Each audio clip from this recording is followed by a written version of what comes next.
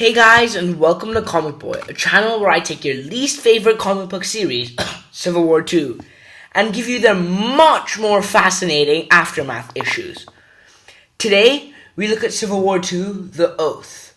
Most of this comic is dialogue, so this video will mostly be dialogue too, but there will definitely be some times where I just explain it like I normally do. The arc opens off with a helicopter landing on a shield helicarrier. The shield helicarrier. That helicopter has Steve Rogers. Steve Rogers, the director of S.H.I.E.L.D., begins to walk around the helicarrier, and an agent tells him that he's got the guest here. The room is also swept of any other person. The agent asks if he needs anything. He's probably tired, and Steve says, "You have no idea." Steve sits down on a chair and sighs. Now the dialogue begins.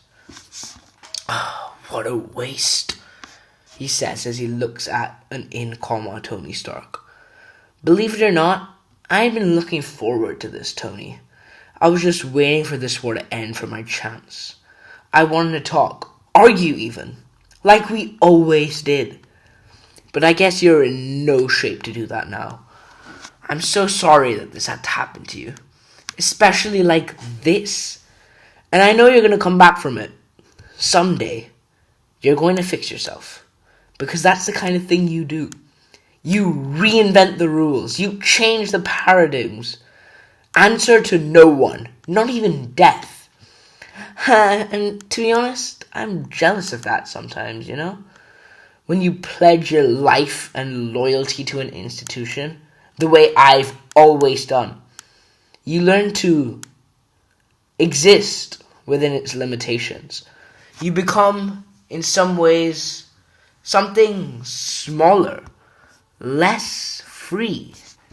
But you've only ever been limited by yourself, and you've never seen any ceiling at all. So yeah, you'll heal.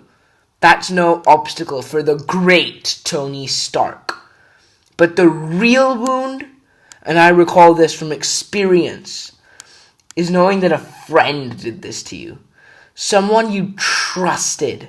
Someone you cared about. That's the part you won't shake for a long time. The humiliation and the betrayal. And that's why I always wanted to be able to speak freely. Honestly. Something I don't get a lot of chances to do these days. Because there are things I need to tell you, Tony. Truths I need to get out in the open. You see, I'm not the man you think I am, Tony. But I am still who I am.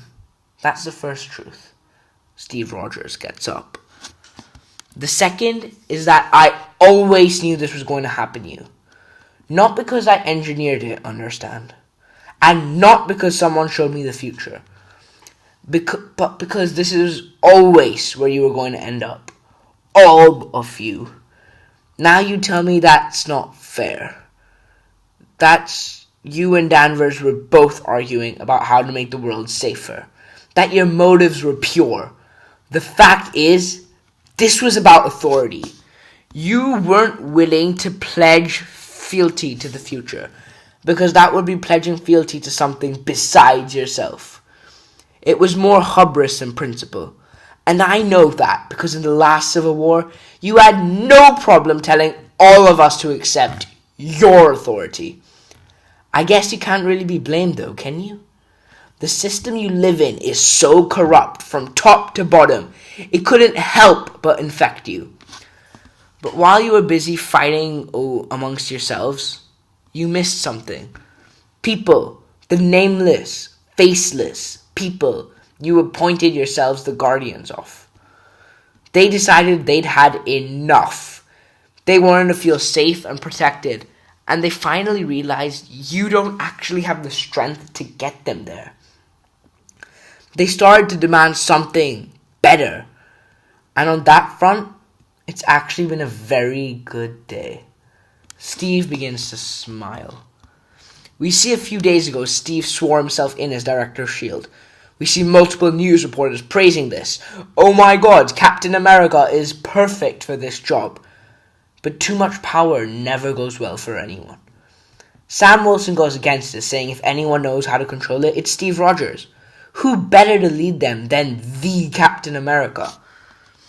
We then see in the distance Miles Morales, the Spider-Man, sit until Wasp Nadia Pym approaches him.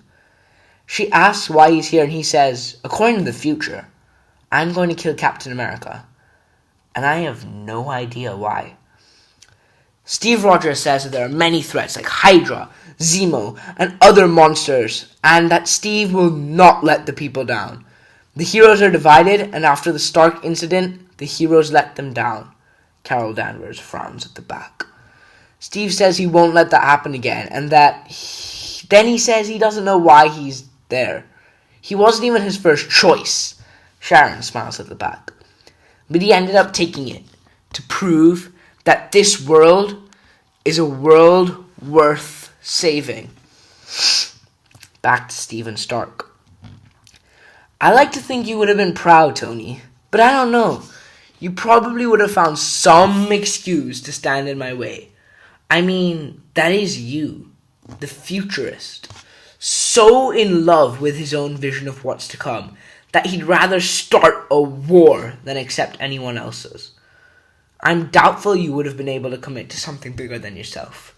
Because, well, you never believed there could be something bigger than yourself.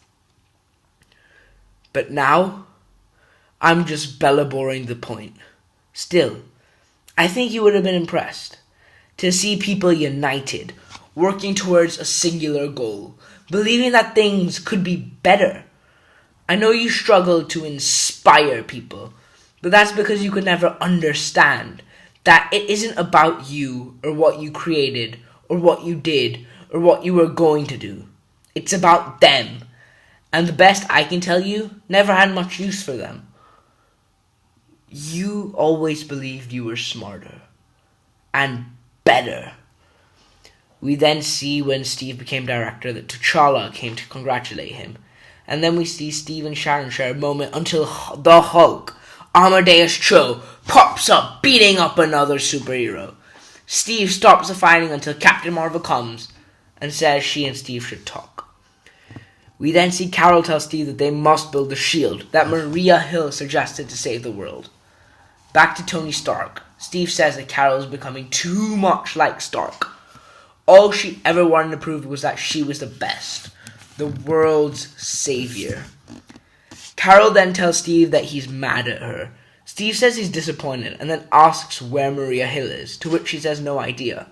If you want to know why they're looking for Maria Hill, check out the Trial of Maria Hill video. Steve says don't make her mistakes for her, and the two begin to argue. Carol then apologizes and leaves before Steve stops her, yells at her, and then leaves. Steve tells Tony that it's too late for Carol, and all of them. It's too late for superheroes, and all of them will fall because they failed to properly save the world, and the people are angry. Steve makes one promise to Stark. I will tear down everything the heroes made and build a stronger world from the ashes. He tells Tony to wake up and stop him.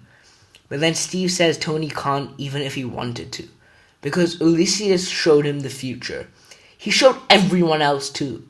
While everyone saw Steve dying at the hands of Spider-Man, Steve saw his surroundings and saw that Hydra will take over before his downfall. And that's all he needs. This was the build-up to the next big event in Marvel Comics, Secret Empire. Oh my god, this issue, this blew me away. Civil War II, The Oath, was better than the entire event. It is the perfect build-up to Secret Empire. I cannot wait. Oh man, the Marvel comics are definitely getting slightly better than what they were when Civil War II was going on. We've got lots of stories. Iron Fist, DC Rebirth and the Watchmen Explained, Infamous Iron Man and Suicide Squad next week. There's also Suicide Squad this week too. Make sure you check out other videos on this channel. Make sure you check out all the Steve Rogers videos because they're phenomenal. Check out Civil War 2 so this makes more sense. What else? Subscribe, share the video with your friends, like it, and see ya!